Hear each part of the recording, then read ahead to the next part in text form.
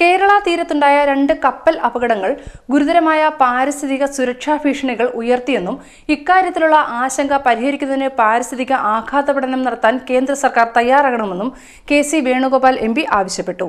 ഈ ആവശ്യമുന്നയിച്ച് പ്രധാനമന്ത്രിക്ക് കത്ത് നൽകിയെന്നും അറിയിച്ചു.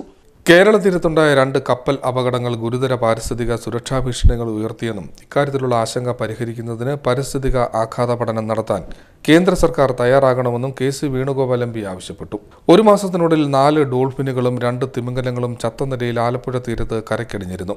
ഇത് മത്സ്യത്തൊഴിലാളികളിലും നാട്ടുകാരിലും വലിയ ആശങ്ക സൃഷ്ടിച്ചിട്ടുണ്ട്.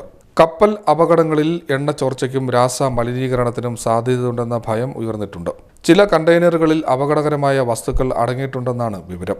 തിമിംഗലങ്ങളും ഡോൾഫിനുകളും തുടർച്ചയായി കരയിൽ അടിയുന്നത് സമുദ്രജീവികളുടെ നിലനിൽപ്പ് സംബന്ധിച്ച ആശങ്കയും ഭക്ഷിക്കുന്ന മത്സ്യത്തിന്റെ ഗുണനിലവാരം സംബന്ധിച്ച ആശങ്കയും വർദ്ധിപ്പിച്ചിട്ടുണ്ട്.